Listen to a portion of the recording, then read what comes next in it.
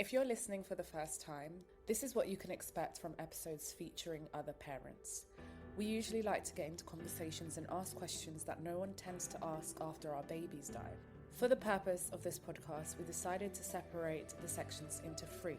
The first set of questions, we ask parents about themselves. Then we hear the story of their babies whilst they're alive. And the very last part is to share what happened to their babies. We do this so that if anything becomes too triggering for our listeners, you can tap out and revisit another day or just listen to the first half of the podcast. So when you hear us asking, what was your journey to parenthood, or tell us about what happened to your baby, that will be the moment where parents will talk about the moment their babies passed away. Today, I have an incredible mama sharing the space with us and talking about her beautiful son. And I can't wait to hear everything about him, all the journey that she's gone with her son. So I'm going to let her explain. Just introduce yourself, tell us where you're speaking from, and then we'll get on to speaking about your beautiful baby. Okay, well, hi, I'm Thalia, and I'm all the way in Arizona. So it's pretty windy over here. It's not as hot, but I'm enjoying this weather. But I'm just really, I'm just very blessed to be here, and so I look forward to having this opportunity to talk about my son. Thank you so much. And what we was talking about before starting was thank you for sharing this space and sharing your son so early on as well. And just how sensitive it is. And it's, it will follow us for the rest of our lives. And you were mentioning how you can't avoid the ugly. So it would be really lovely to start off by telling us a little bit about your baby boy. What is his name? And how did you decide to choose that name? Okay, so when we first found out that I was pregnant, we had no idea on what the name should be. And I mean, this is just something like I'm obsessed with baby names, and I just wanted to pick the perfect name. And as a former teacher, it's really hard to pick a name that you haven't heard before, that is super popular, and that it's also tied to a student that, they're like the troublemakers, and you're like, do I really want that? And so we didn't start thinking about names until around I was 18 weeks. We had already found out that he was a boy. And so I had spoken with my husband, and I told him, look, if we have a boy, I'll let you pick the name, but let me hear your name suggestions. And so he said he really liked the name William. I at first wasn't sold on the name because I was like, it just sounds too like common. And he's like, well, it's not common in our family. And I said, okay, well, I do have a Hispanic background, and so I was just, again, names was just something that I didn't want my parents to butcher when they pronounced. I wanted it to be easy for everyone to remember, and so it was just a big thing. So the night before everything happened, I was talking with my son because he was moving, and I was just like, I haven't really talked with him in a while, so let me just ask him, like, hey, what do you think of this name? And I had given him a name suggestion that I liked, which was Joaquin. He didn't move for that at all, so I was like, maybe let me just try William. And I said, William. I felt a little movement, and I said, oh, okay. And so I'm like, I need to double check this with my husband. So I called him over. I'm like, hey, get over here, put your hand right here. It's like I just asked him what name he liked. He moved for William, but not for Joaquin. And he's like, really? And I said, yes. So let's try it again.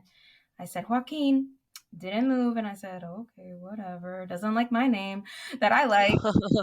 And then I said William, and my husband's like, oh, he moved. And I'm like, do you think we should name him William? And I said, wait.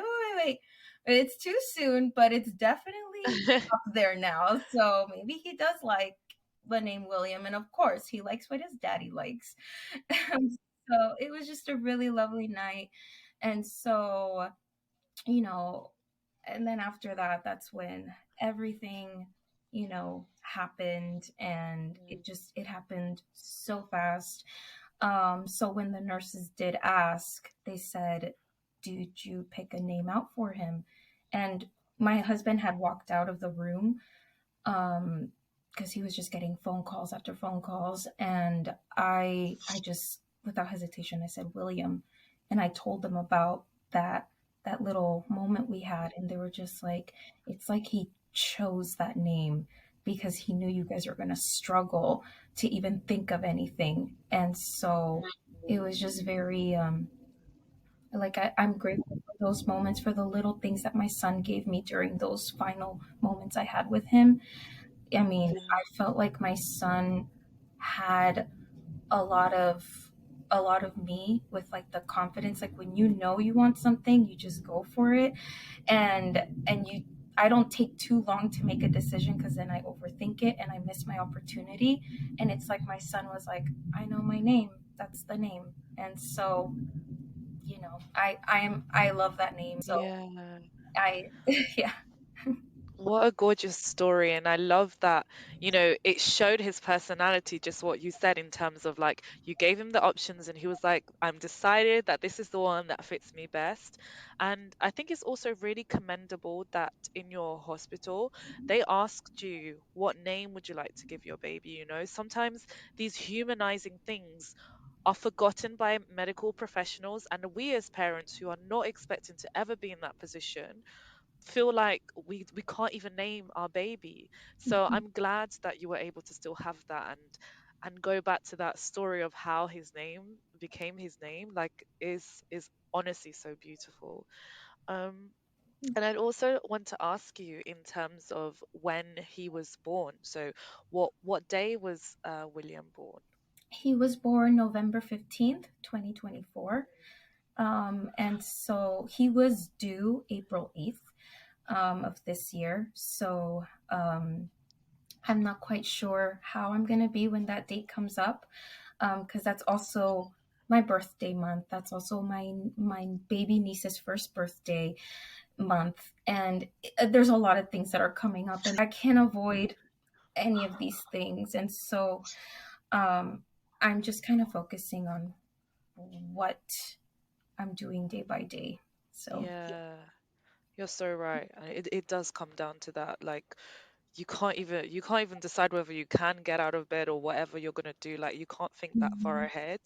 And I yeah, always say this, like, it's always connected to, so like, when things happen, it always connected to important dates, but regardless, it will always be, all these dates will always be so heightened, yes. because what could have been, what would have been, like, is so so difficult. Yes. Yeah. When he was born, he was literally born 2 weeks before Thanksgiving, and we were Oh. already getting ready for the holidays. I had already set up my Christmas tree, because yes, I'm one of those people that I set up my Christmas tree on November. But and so it was just so it was not what I had expected. Neither of us had expected it, and then having to go through postpartum during those times, it was actually just, it was very scary, because it's one of those things that now I think about, like, why couldn't they have told me these things? As a first time mom, I have no idea what it's going to feel like. And you trust what they say. And from my own experience, I've struggled with trust issues. And the one time, I became pregnant, and I felt like it was something new, and I was approaching it with an open mind. I wasn't gonna, I didn't want to be the old me. I wanted to just be the best version of myself for my son, for my family. And I got closer into my faith. I just became a better version of myself. But then when everything, after losing my son, I felt like I lost all of that. I lost trust, and I was just like, why aren't they telling me that this is what I'm going to expect? And why is everybody telling me it feels normal when it doesn't? It shouldn't be normal, or it's just too scary to feel like this is normal, because I didn't know what my body was going to go through. And I just kept thinking about, what could have happened, or what if I just had spoken more or advocated more and said, hey, is this the bleeding that happened in my first trimester? How is it supposed, like, how is that normal? Because they're like, oh, that's normal, this and this and that. But again, they told me I was fine. My son was fine. Even when I went to the hospital, my son's heart was still beating. He Mm, still had a heartbeat the entire time. yeah. And so they did ask me if I wanted to hear his heartbeat for the last time. And I was still kind of like, I think I was getting a little delusional because I was thinking, he still has a heartbeat. They could just fix me up. I'll be fine. And Mm, it's maybe there's just something wrong with me, but he's fine. He's okay. And then I asked yeah. them, how dilated am I? And they said, you're 10 centimeters dilated. And so that's when, you know, I mean, I have his heartbeat recorded, and when he was born, he didn't have a heartbeat. But yeah. Yeah. It's so heartbreaking. It's so devastating. It's tragic. Like that shouldn't be happening. We live in the day of age of like so much information that we have on our fingertips, and yet when it comes to, our body, like the female body or in our reproductive system, we don't really know how it works. We don't know how it works. We go in it blindly, and it's not our fault as the mothers. Like I just feel like we have grown up in a system that does not educate us. I don't know what it's like in the US, but I feel like it's probably the same as it is here. We are not educated on what our body goes through. So as women, we are not actually in power. So knowledge is power, right? It's not about scaring you to, or even to be able to advocate for yourself and things like that. It's not about being scared that this just because something's happened that something bigger might happen. But really, if it is about scaring me, I'd rather be scared and safe than not know anything when there are so many risks. Some women go blind when they become pregnant or are about to give birth. They lose their lives as well. And it's like there are telltale signs that actually happen in our bodies that we can go in and say, look, this is happening to us, and they should just tell us. And even before, and actually, I personally think when we are as young as teenagers, that's the time to educate us on our reproductive system and how things can happen and stuff like that. So that when we are in spaces where we don't know what might happen, at least we can advocate for ourselves. And that is not our fault. We were just never taught. And it just makes me so angry that we go through this. Like, it's preventable. These babies could be here today. It's so preventable. Um, Thank you for sharing that. Um, I want to go into your story, of course. Like, I want to hear your birth story. Just to retract a little bit, like, really want to shine light to every moment that you spent with him. That matters so much. Do you remember the beginning of your pregnancy? Like, what were your symptoms? Do you remember any of those? Oh, yes. It was when, before I even knew I was pregnant, I started feeling sick. Mm, And it was in August, and so the kids had already gone to school, and this was my first year not teaching. mm, But my niece and my nephew, they love spending the night over here. They just love being with their auntie. And so they had previously spent the night, and so I felt, man, I feel kind of sick, and I'm like, maybe they got me sick because they were around other kids and they passed on the sickness to me, of course. But it was strange because it first started off a little bit like a sore throat, but then it mm, went away. And then every time I ate breakfast or ate anything, I felt nauseous right after. I was just feeling nauseous. And then I thought, well, it's been a while since I've had my period. Maybe that day's coming up. And so um Friday I bled a little, but then it completely stopped. And then I went to go ask my mom. I was like, hey mom, like, you still ask your mom for of things. course. So I asked her, mom, like, I went to the bathroom and there was a little bit of blood, but I haven't been bleeding all day.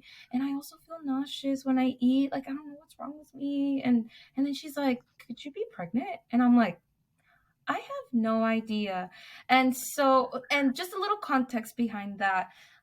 Before, my husband and I, we were trying to conceive, but because my menstrual cycle was so just, because being a teacher, it really stressed me out. So that affected my whole system. So I didn't know when I was ovulating. I didn't know when I was going to start. Wow. Sometimes it skipped 2 months and I'm like, oh, maybe I'm pregnant. Nope, started my period. So I was like, oh my goodness, I never knew. So then when she had mentioned that, I was like, you know what? I'm just gonna get a pregnancy test and just try and see, just to rule it out. And if it's not pregnancy, then I'm gonna be very worried about myself and say, what is going on then? If I'm So I sent my husband to go get me a pregnancy test, but I said, but make sure there's like 3 because you never want to be like, oh, the first one. It's like, no, and so he came home and I just went to the bathroom and every time I had taken a pregnancy test, I would always say, I'm not pregnant. Like immediately, just like, it's negative. It's nothing. Like just very, very short. Before Like, seeing it? yes, or not before seeing it. It's just when I would take it before, uh, the test was always negative because I had a couple of pregnancy tests that were negative, and I was like, it's like, oh, by the way, I'm not pregnant. Like I was always just upset.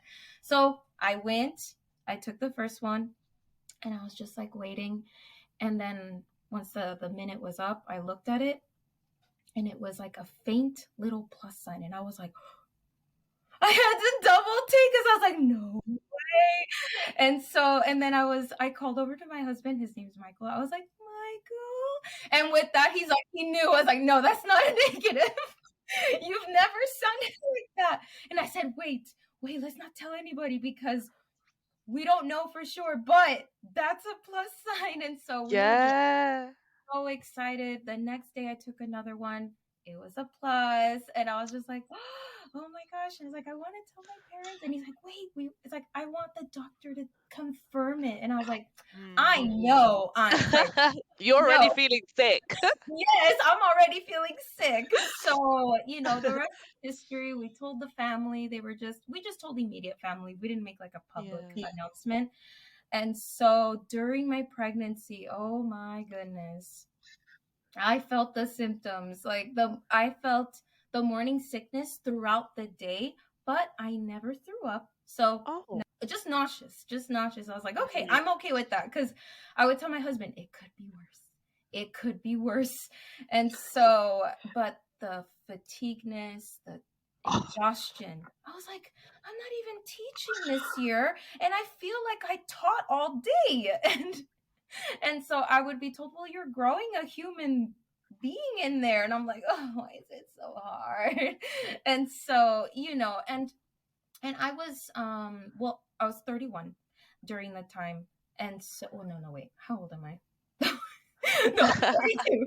You were 32 during that time. I mean, I'm the same. Yes. Time gets so blurred. So my pregnancy was very different because my mother and sister, when they got pregnant, my mom was in her early 20s and my sister was in her mid 20s. So when I was trying to share like what I was going through, they were kind of like, that's so strange. I never went through that. I'm like, oh, okay, here we go. And I'm like, well, I'm going through it. So, but I had this little app that would tell me the size of, with William. And so we would give him nicknames. So when we found out that I was like 7 weeks, I think he was the size of a raspberry. So we'd call him Raspberry, we'd call him Lego, we'd call him Polly Pocket, like whenever he was growing. And this was before we knew he was a boy or a girl, but we just gave him those nicknames. But my favorite nickname was the Tamagachi, because the size of the Tamagachi, I was like, oh, I want to call him Tamagachi. Oh my god. I absolutely loved those moments, just giving him nicknames, because it just made it feel more real, because when you're pregnant and I wasn't showing that much. People would tell me, you don't even look pregnant, and I'm just like, well, he's there, I'm feeling everything. So the first trimester was probably the hardest because most of the times I just felt sick. once the second trimester came, that's when I started feeling little tiny pulses. And at first I was like, is this gas? Like I was like, what's happening? Because you Yes, know what it yes, feels yes, like when, yes. but it never seemed. I was like, I don't know what that is. And then when my OB asked, she's like, oh, so you might be, have you felt your baby move? I was like, I felt tiny pulses. Is that gas or is that him? And then, or is that him or her? And she's like, oh yeah, that's what you usually tend to feel. And I was like, oh my goodness. So once I started feeling the little tiny pulses, the flutters, I felt more and more like all the things that was happening outside, all the things that was happening, like the symptoms, they just didn't matter because I was Yeah. like, you're growing. It's so weird you said Tamagotchi, right? Because for Christmas, my dad, my only Christmas present was a Tamagotchi, and I've got it. Oh, That's so crazy. It was just in my how pocket. he was that size. Oh my That is so goodness. adorable. I love that so much. When you said that, I literally was like, "Oh my god, I've got one right in my pocket." I do love that you guys nicknamed him for every little moment that he was in the app. Like that's so cute. It's so cute. Yeah, it was so adorable. And like my husband, he was working majority of the time, so he would always ask like, "Oh, how's Tamagotchi doing?" or "How's Lego doing?" And I'm like, "Oh, they're doing fine." When he was the size of a Hershey kiss, he's like, "How's little Hirsch doing?" And so it was just, those are just one of my favorite things. Yeah. And when people kept asking us, are you having a girl, are you having a boy, I was like, I don't know, but I always felt like it was going to be a Mm. boy because I was a carnivore. I was all craving meat, just steak, and I wanted it to be like the medium rare, but I couldn't have it because they're like, no, it's not safe. So I was like, okay, fine, well done. I just want my meat. Oh my god, I love that. I was gonna ask you Yeah. what were your cravings? So was it just the meat or did you have more as well? So yes, it was meat and then fruits, vegetables. Yeah, because and it was crazy because I have a sweet tooth, but during my pregnancy, the sight of cookies, donuts, cakes, I was like, "Ugh." I was Ugh. like, I did not want that. I had recently bought, before I found out I was pregnant, I had bought this giant box or bin full of animal crackers. And then when I opened the pantry, I was like, I was like, I can't eat that.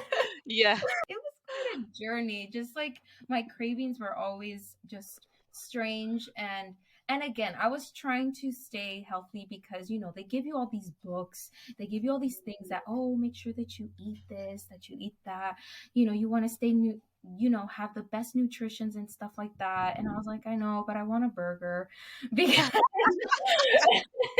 because he wants it, okay? And then I would have these little mini food debates with my son because after I found out he was a boy, I would say, "Little man, I'm gonna get fat because of you." And he would be wanting, like, "I just want a donut," and I'm like, "But you didn't like donuts before. Why do you want them now?" And I'm like, "No." Oh. It's like, "You are not gonna have a fat mama." But So you wouldn't have the donut? Like yeah, a no, cheeky? but I Yeah. did. Yeah, it's like, "You're not Yeah. gonna have it, but only for you." And so Oh, of course. I would have it. I'm like, "The baby wants ice cream." And my husband's like, "You're not Yeah. supposed to have too many sweets." I'm like, "The baby wants, the baby Wha- gets." Exactly. Exactly. What the baby wants, the baby gets, and that's final. Yeah. Oh my goodness. Oh, that's so gorgeous. And so I'm Angolan heritage, and when you don't get, and I think I've said this before actually, if you don't get a pregnant woman something that they ask, you will get a sty on your eye. So, do you know what a sty is? Do you guys call it Mm, sty? what It's would basically it's like a little spot on the eye. You know when sometimes people just have like a random spot that comes on their eye and it's quite big. oh yeah. Like it's itchy as well. So you or if a pregnant woman asks for something, you need to give it to them. So Oh, that's I mean, I interesting. don't know if it's true. It's like Yeah. just one of those things. I mean, I always got what I needed. My husband Exactly. he did not argue long enough because I'm like, "You're not gonna win this." Because Yeah, good. I That's would so good. guilt trip him. I would guilt trip him and tell him, I am growing your unborn child. Like, and we also have a 11-year-old dog, and he also very crazy. I know this is off subject, but he actually went blind when I found out I was pregnant. So, Oh. and it was just like, we all need something. He needs support. I need support. So I would use him. I'm like, I need this. Think of our son. Our dog is blind. Like, how can you refuse to give me what I want? And he's like, you need to stop doing that. Oh my God. I love this. That is a good key trick to get what you want. The baby needs it and the dog is blind. Like, just do your job. Yes. Oh my gosh. I love that. I love those. And when you were pregnant with William, did you guys go anywhere? Did you visit any places? Do you have any memories of specific spots that you went with him? So yes, we didn't go out as much just because even after like the nausea did decrease, but the but I was feeling mostly tired. So if I just got this boost of energy, I said, let's go somewhere right now before the tiredness begins. So I Yes. remember we went out. We called it a little date because let's go out on a date. So we went out to somewhere to eat, and I was craving like eggs and biscuits and like with the sausage and all that. And so when I was eating it just fine, I had my orange juice, and I took my supplements and everything that I needed. And then and I was like, I don't feel sick. I think he liked it.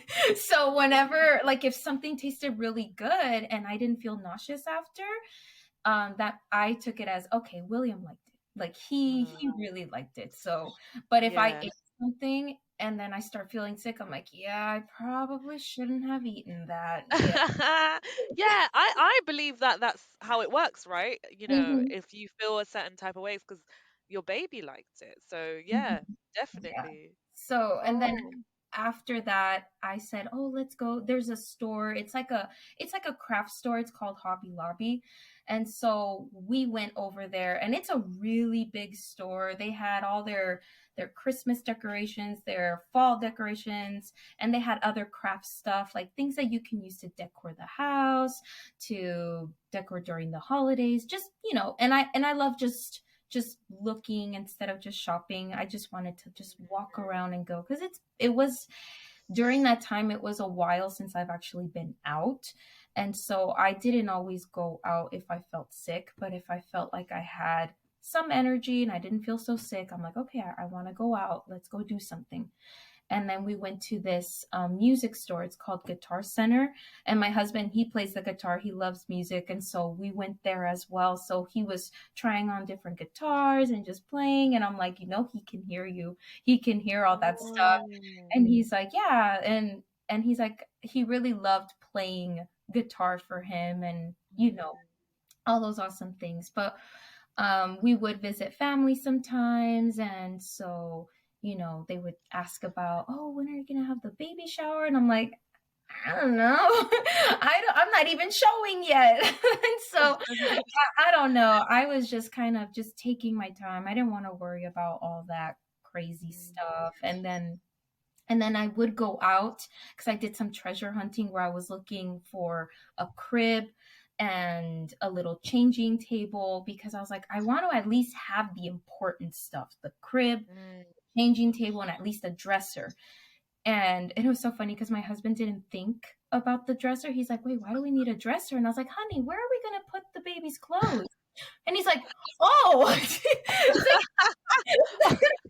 he's like, oh yeah, you're right.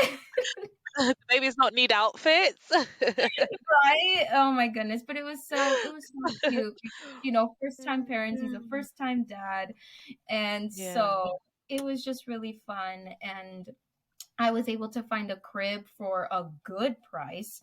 It was because over here they're the most expensive are like over $100. But I found one. There's like an app, it's called like Offer Up, and people sell things, like they sell things that they used to have for a cheaper Yeah. price. And there was this nice crib, and it was only for $30. So that's Wow. yeah, I was like, nope, It's a bargain. that is a bargain. And I was like, I'm getting it. And then they're like, okay, well, there is someone else that's interested. And I was like, we need to go now. We need to go. So we got it, and it came with the mattress as well. And it was in really good Oh, condition. So yeah, I was able to do a lot of treasure hunting, and it was just really exciting because we just talk about how we're gonna make his room, and we're also big nerds because like we like Harry Potter, he likes Star Wars, we like Disney. So yeah, we did lots of fun stuff like going yeah. whenever I wasn't feeling sick. Yeah, I love that. And I love you mentioning the treasure hunting, like on the app that you said. And it just reminded me a memory that I kind of forgot. I went on like Facebook Market and I was getting like loads of different baby stuff. Like I got her bathtub and stuff. And it feels like a treasure hunt, isn't it? Because you're looking for the bargain, but you're looking for good things as well. And those moments count so much, but you don't realize just how, you know, that is a moment and Yeah. that's all you kind of have. I Mhm. wanted to ask you about what was William's relationship with Michael as well, because obviously if he's playing music to him, what songs did he sing to him? Are there any key moments that you remember of them together? Yes. So one of the things my husband always did before leaving to work is after he said bye to our dog Kiba, and then he kissed me goodbye, and then he'd go down and kiss our belly, and he'd always say, "We'll see you later, little one," and he'd come home and always just try to talk to him, because I was telling him he can hear you, and I like try just talk to him, like be here, like because he's right here. And so my husband did, he did like take those moments and just he would talk to him.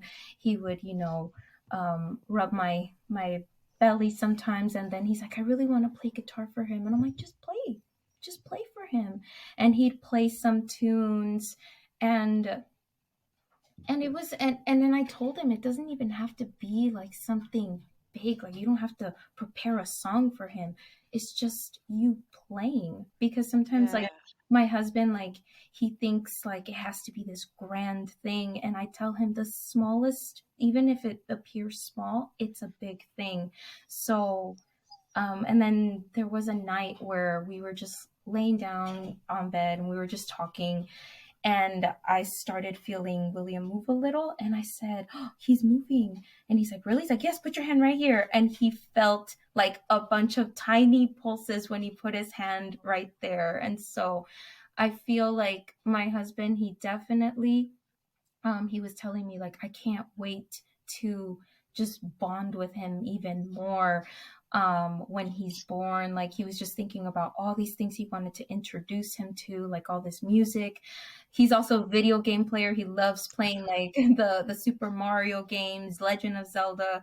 So he was already thinking of games that he was going to introduce him to. yeah. So yeah, even finding out that he was a boy, he's like, oh yes, like he was just he was really excited for all of that. And so Of uh, course, yeah. Oh, thank you so much for sharing those moments. Um, Before we go on to the next part, I wanted to just ask you if there was anything you wish people knew about your baby that maybe we haven't touched on. Is there anything you can think of? well, um I feel like I would like to know that, William, he was real, and has a he was very perfect, because even during um the saddest times during my pregnancy, because I did have some sad moments, he was always there. Like he knew exactly what I needed. He knew how I felt, and um, he was able to kind of just make me feel less alone. And just knowing that my son, he gave me so much in such little time. It was that unconditional love.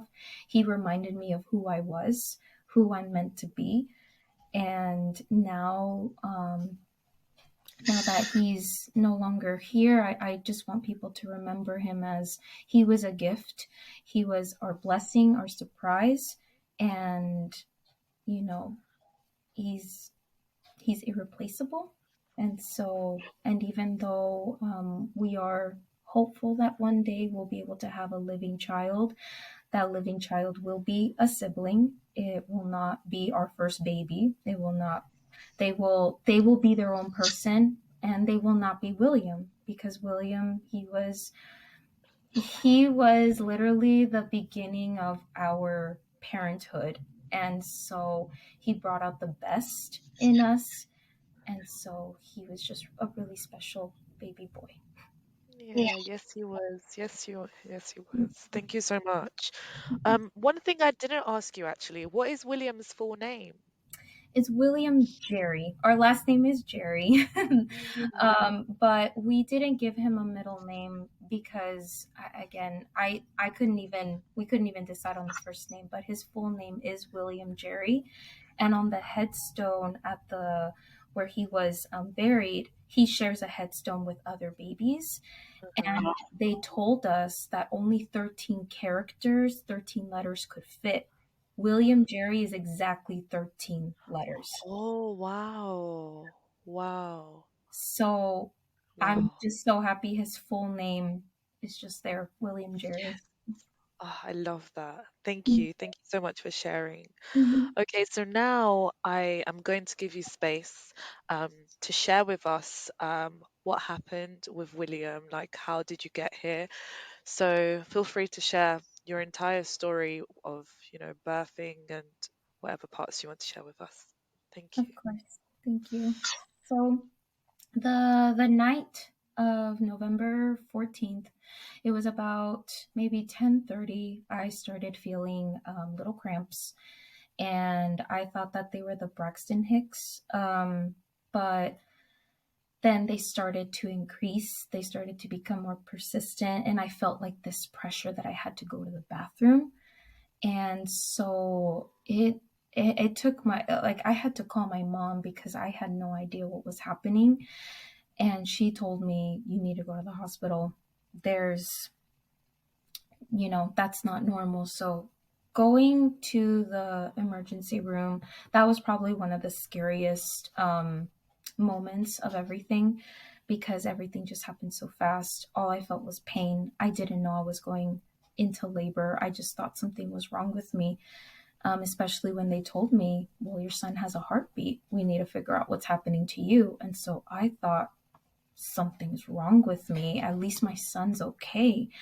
And so everything was just happening so fast when we got there. I didn't And when we first arrived, they didn't take us back immediately because they asked me how far along I was. And I said, I'm 19 weeks. And they're like, well, we would take you to labor and delivery, but because you're less than 20 weeks gestational age, you have to wait in the lobby. And that's when I started just yelling in pain. And immediately I turned around and there was a wheelchair. So they brought it, they took me back. And then they were going to, they were just poking me everywhere, getting my blood and all that stuff. And it was so scary because nobody was answering my questions. I was telling them, can I go to the bathroom? Can I do this? What I'm like, what's going on? And no one was telling me anything. Like, no one was telling me to breathe. They were just telling me breathe. And they're like, you really need to breathe or you're going to hyperventilate. And I said, I don't know how. Show me how to breathe. I'm freaking out. So then they told me, that I needed to breathe because my baby needed to get oxygen. So what felt like an eternity, they finally transferred me to the triage where they were going to do an ultrasound. And around that time I was feeling very weak. I felt like I was going to faint. I was very unwell. And my husband, he was just very upset because he felt like why isn't anybody seeing her like right now? And so we were waiting in the waiting room before they took me into to do the ultrasound. And so that also felt like forever. But because I just kept getting a contraction, and then after it went away, then I got another one. And so they finally called me. They took me into a room. They told my husband to stay. They're like, we'll call you when she's ready. So they took me to the room and they asked me, we're going to check to see how your baby is. And then they said, they were asking me, when was the last time you went to the bathroom, or when were you starting to feel these pains? And I just said it just started around like 10:30, and it started to progress more, and started off as cramps, which I thought was part of it, because at 19 weeks afterwards, your body starts to stretch out.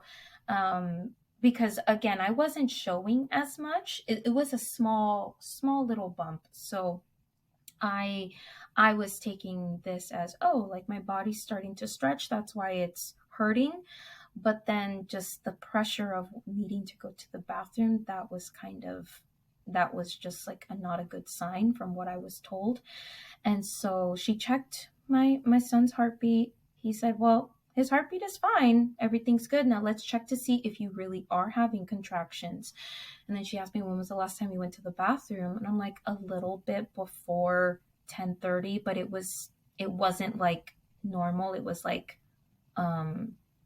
small, like rabbit sized, and she said, okay, then it sounds like it could be constipation, let's hope for that. And I said, okay, I am hoping that it's constipation too.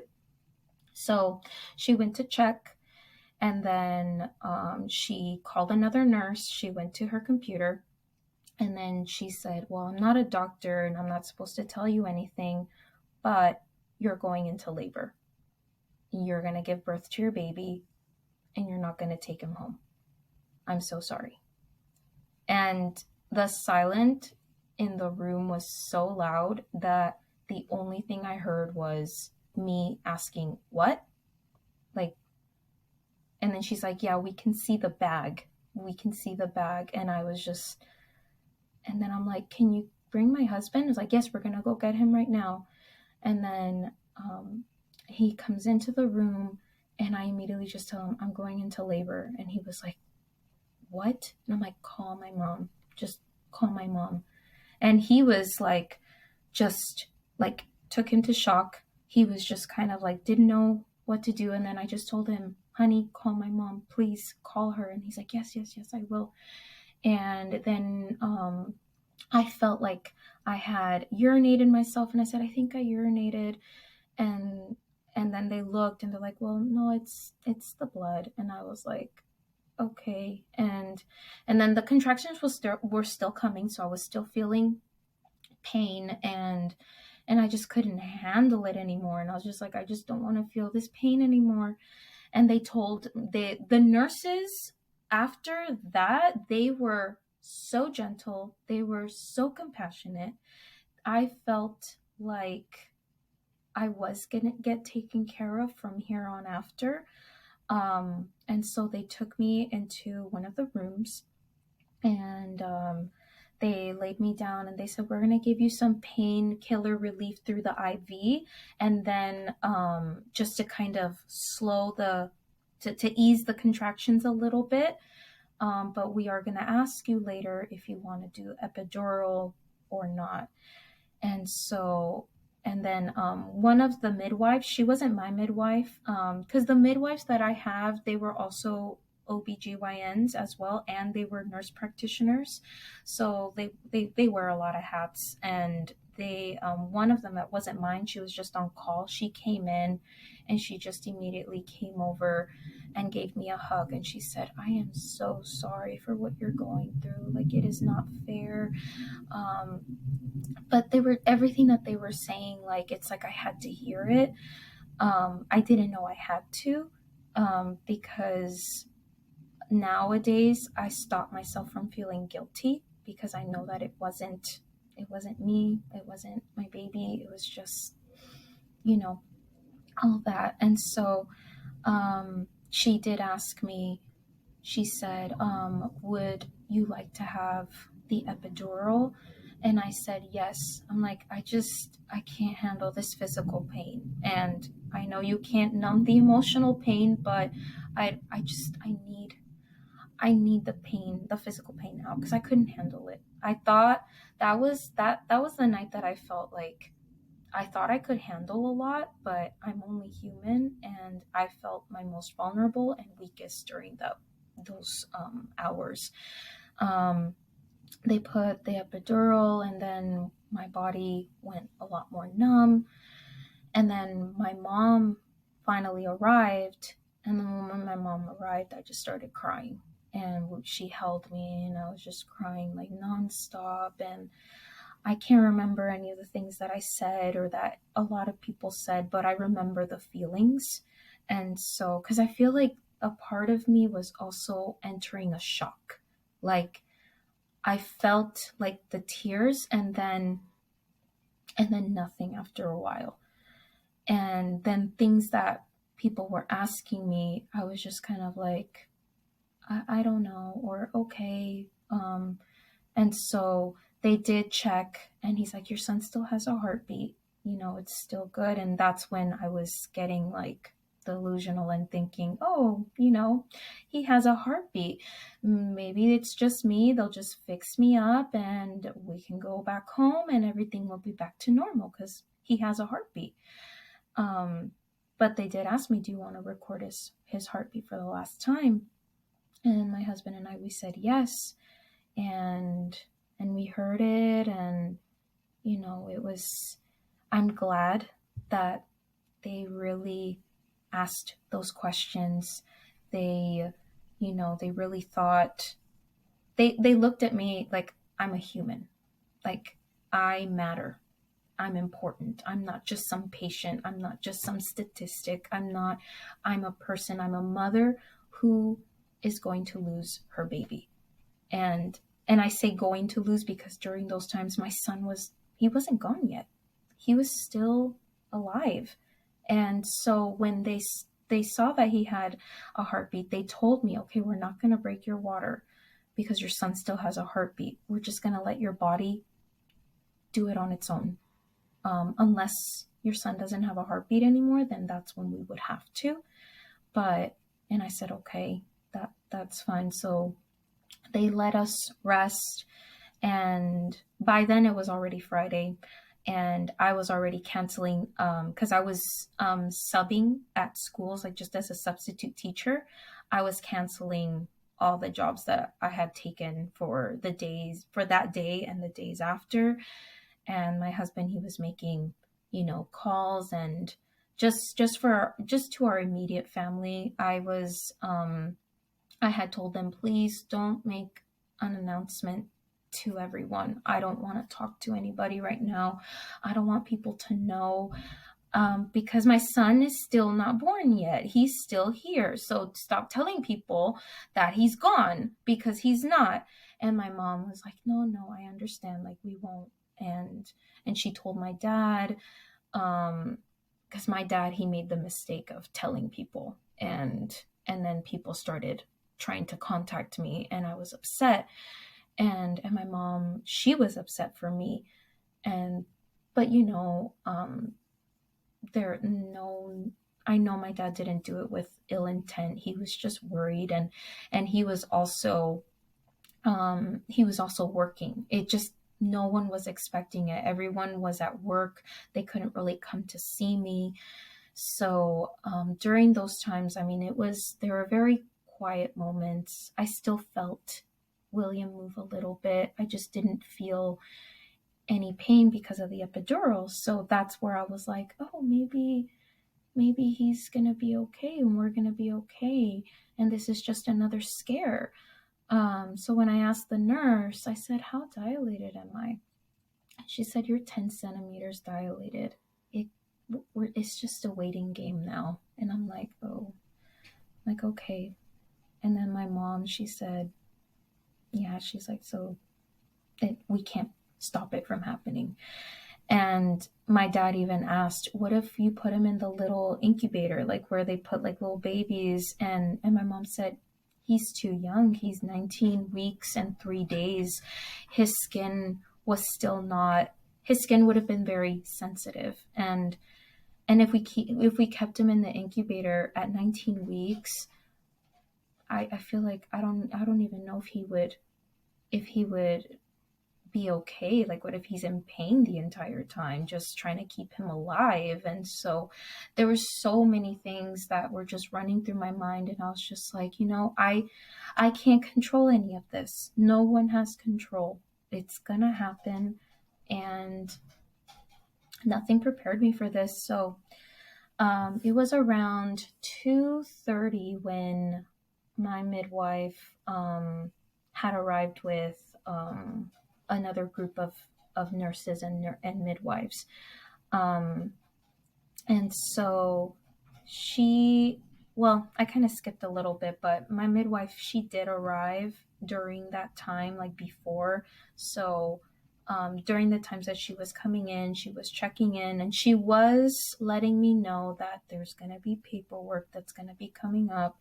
They're going to ask you about funeral arrangements or the burial, cremation. But she told me, don't worry about that right now. You don't have to answer any of that. I just want you to know that it's going to come. Okay. And so she was really just kind of giving me a heads up, and also just being very gentle with me, telling me that this isn't an easy thing, that this isn't fair, that, but that I'm not alone. It's not my fault. It's not my husband's fault. It's just those things that I hate when they say, like, it just happens. And it's like, yeah, but why did it have to happen to me? And so, but again, that it couldn't be helped. So around 2:30, like I said, my midwife and a group of other nurses and a midwife arrived, and they had asked me, okay, like, is it okay if we can check again to see where baby is? And I said, yeah, that's fine. So they went in, and she said, okay, he's changed positions, so he's right there. And she said, do you want to help him by, like, breaking your water and helping him get out? And I just said, yeah. And because she told me, she didn't want me to feel like pressured, like, you got to do it right now. No, it was a lot of like, this is your decision, or this is, do it when you're ready. And so I just said, okay. And it wasn't painful. Like, there was just pressure. And my husband, like, he was sleeping, but when I started, pushing, out of nowhere, like, I felt someone grab my hand, and it was my husband. And he was even telling me that you were doing better when I was right there. And I was like, I couldn't even tell, but that makes me feel like it just shows how important you are in this, because he's also your baby. Like, we're having the baby. And then he was born, but he had no heartbeat. And they did ask me ahead of time, do you want to hold him? And I said, yes, like, I want to do skin to skin. Like, I need to see him. He was with us for these almost 4 months, and when I held him, I mean, he was so small. He fit like this, like right here. And he was born with a cleft lip palate. That was something that they did tell us that he was going to be born with. But because he was so small, they couldn't really tell us the severity of it or anything like that. And it was confirmed a week before giving birth to him. And I just looked at him. I mean, I cried, and because, they did tell me, because he had a heartbeat, they said you might hear a cry, you might not. But because he was born without a heartbeat, I didn't hear a single cry, but I cried. I cried for him. And my mom held him for a while, but then she passed him down to me, because she said that you were saying you wanted to hold him. And I said, oh, well, I'm glad you got to hold your grandson for a while. And that's, they had, we had already told the nurses the name that we had picked for him. So, yeah, during those times they did beautiful keepsakes. Like they got his handprint, his little footprints on little paper, like decorative paper that they made. They put his name on it.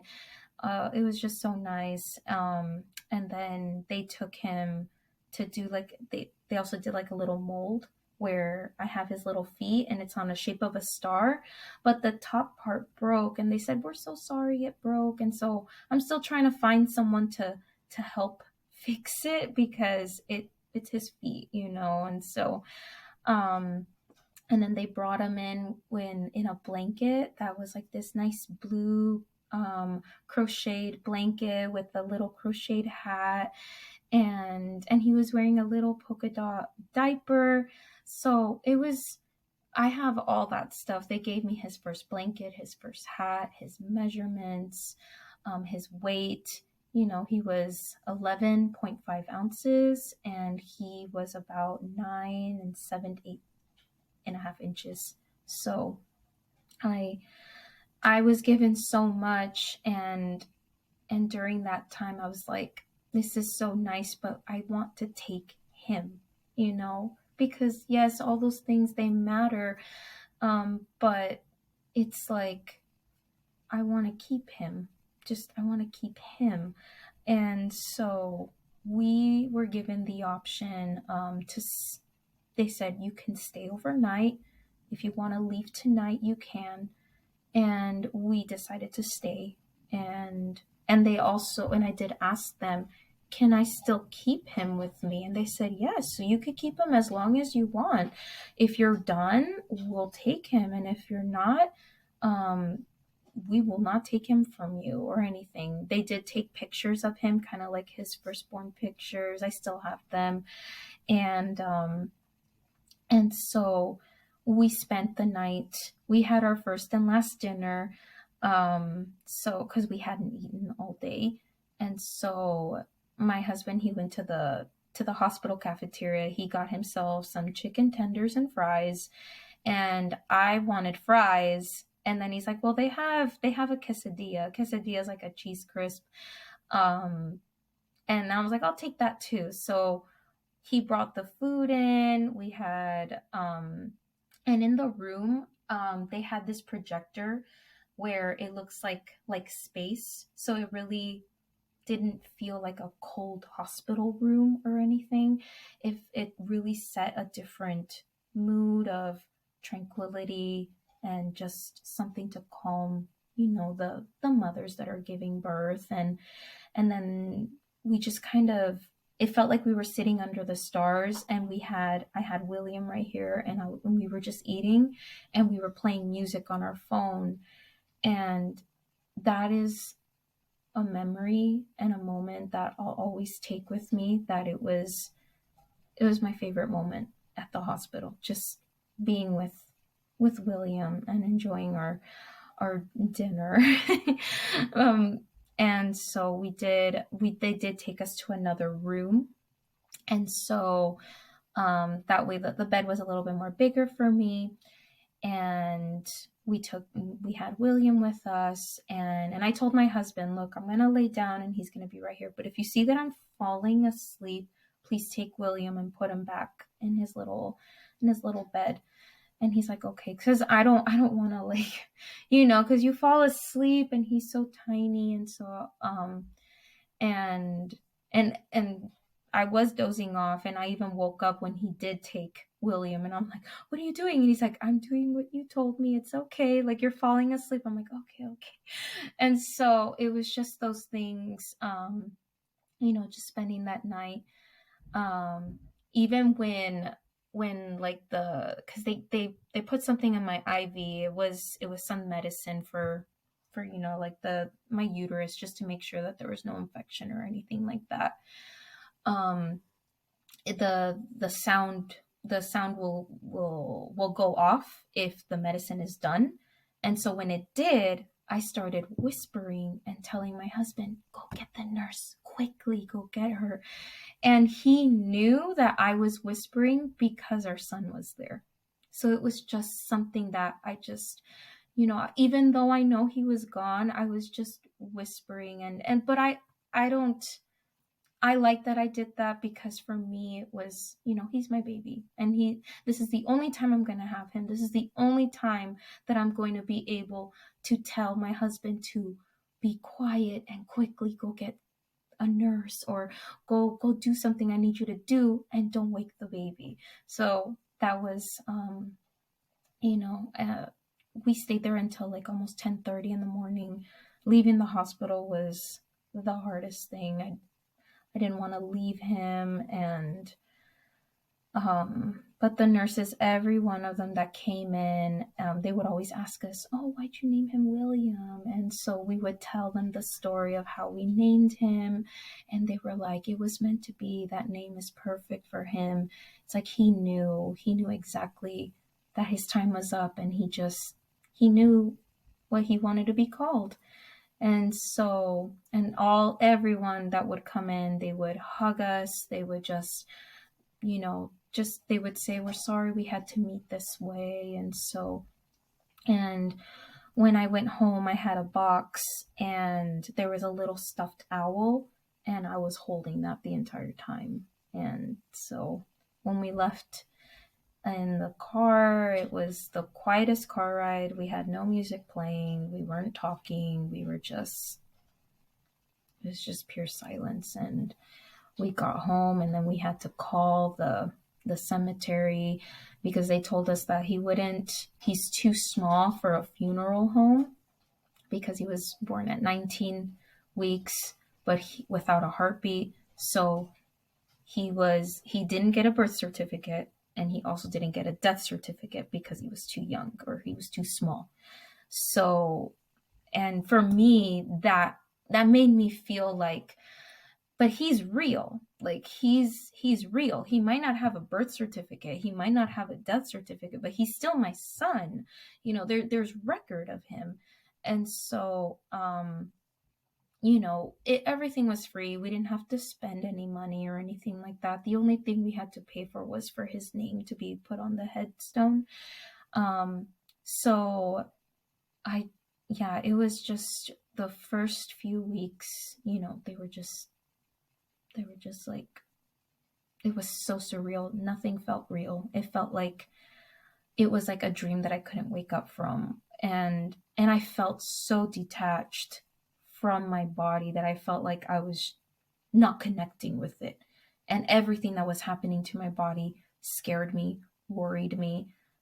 Like I didn't know what postpartum was going to feel like. And I know people say postpartum is hard, but I feel like it's even harder when you don't have your baby, because I started lactating 2 days after, and I didn't even know. I just felt my breasts were getting so tender, and I was like, why do they hurt? Like, and I called my mom, and I said, Mom, is this normal, like for this? And my mom's like, yes, you're producing milk, you're about to lactate.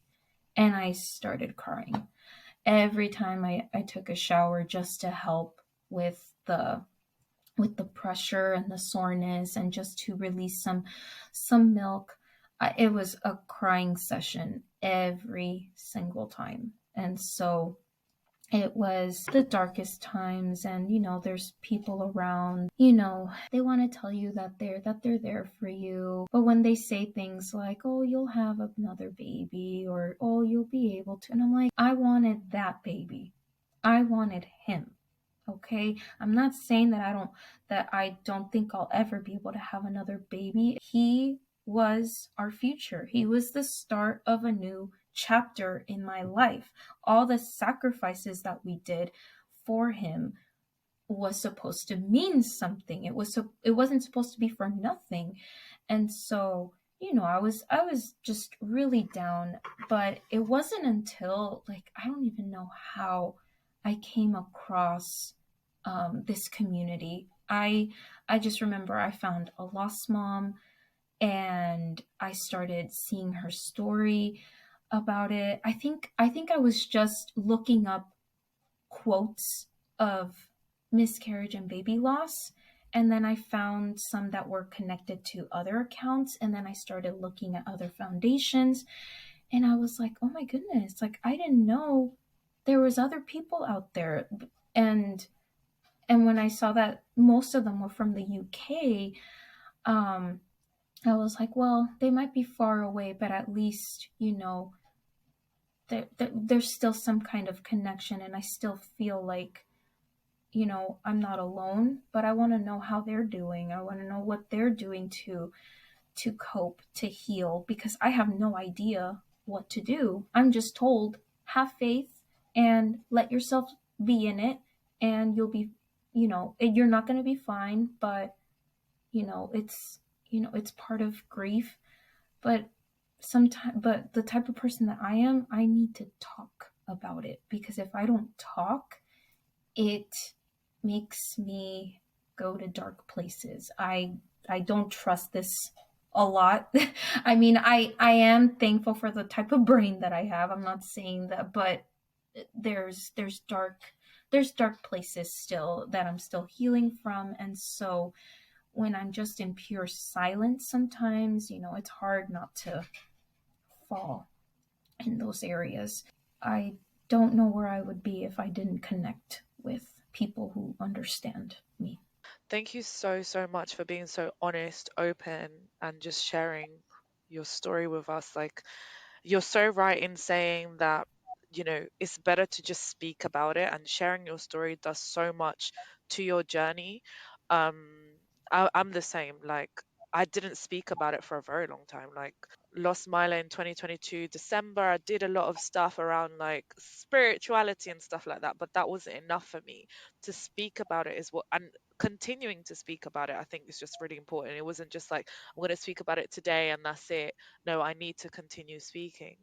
Um, but there was just so many like important things that you mentioned in your story that I kind of wanted to bring light to.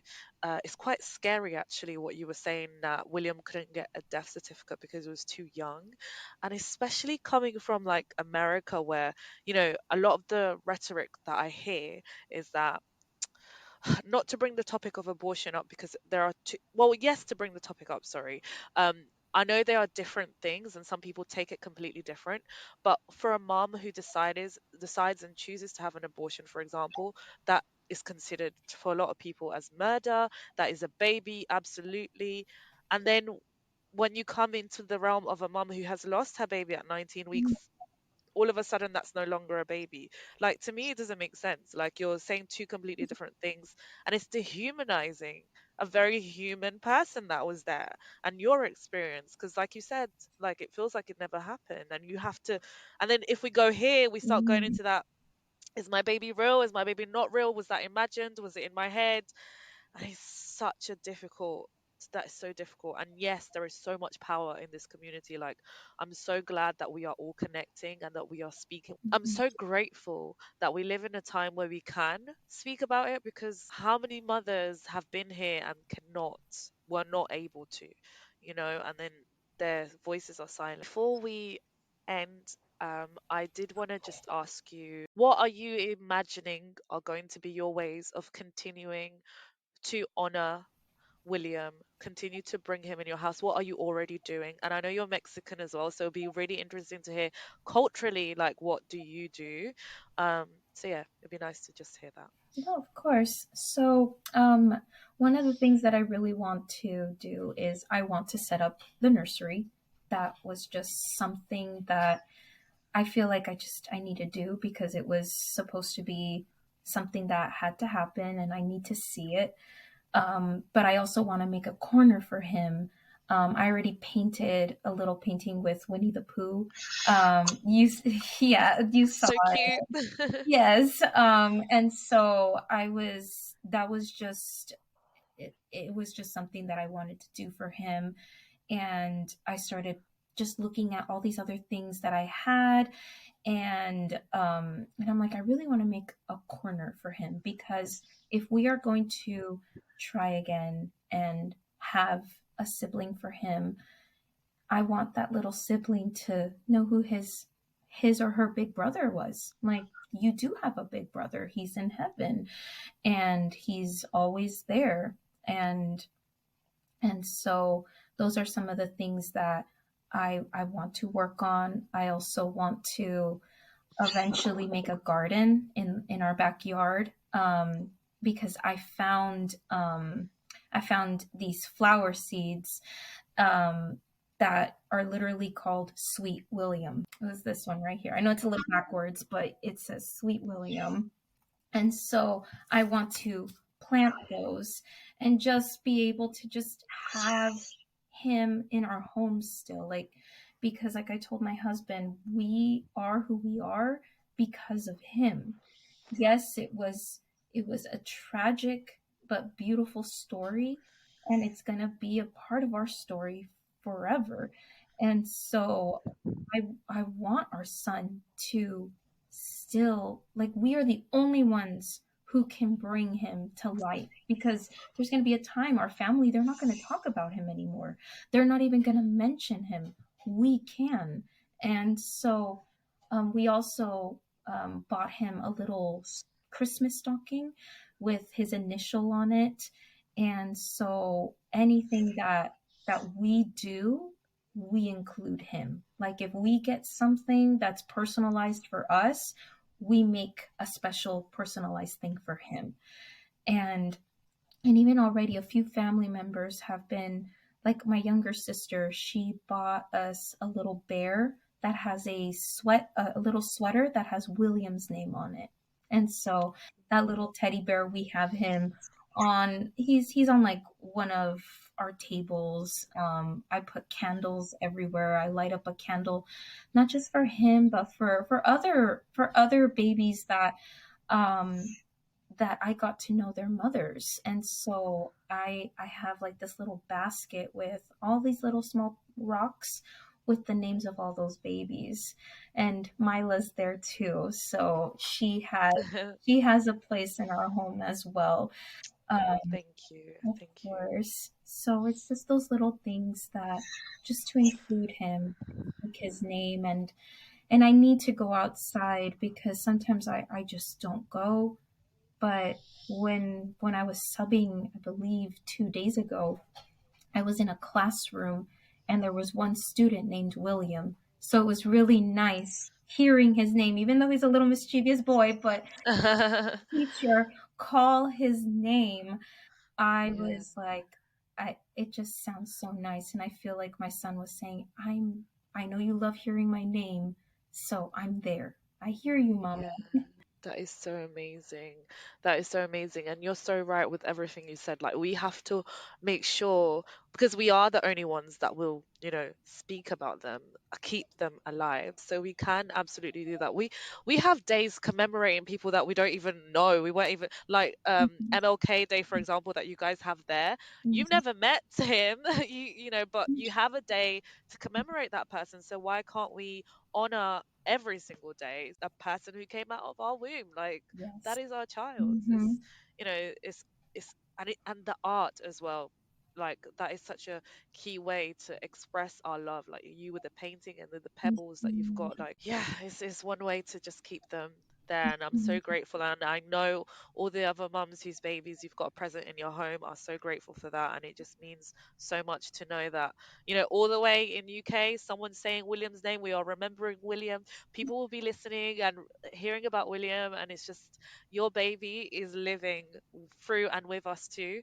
Like, it is such, honestly, it's, I bet neither of us, when we were in that hospital bed, thinking that we were the only person in the world experiencing this, that we would have a moment like this, Hmm. that we would find, oh, okay, that we'd find other people who, you know, will remember our children. Yeah. Yes. Like, I'm so glad that we found each other. I'm so glad that there are so many people who are unapologetic about speaking about their children. So much to be grateful for. I mean, the circumstances are not the best, but I feel like we all need this, because we're never really gonna hear our children's name like how you normally would for with a living child. And so this is just a very special community where I feel less alone. And so I'm very, very grateful for this because it can be very, very lonely. And so Yeah. it feels very, very small when I'm not connecting with other mothers. And so it does make me sad that there's not a lot of local places here. A lot of places are usually very far off east, and that's like so many hours away. Um, and so I'm just grateful to to have this during as a part of my healing journey, Yeah. and and I hope that we continue to stay connected. Thank you so much, Talia. Thank you, William, and to Michael as well. Thank you to everyone who has listened. I hope you go on to have a lovely day now, or a gentle day, calm day.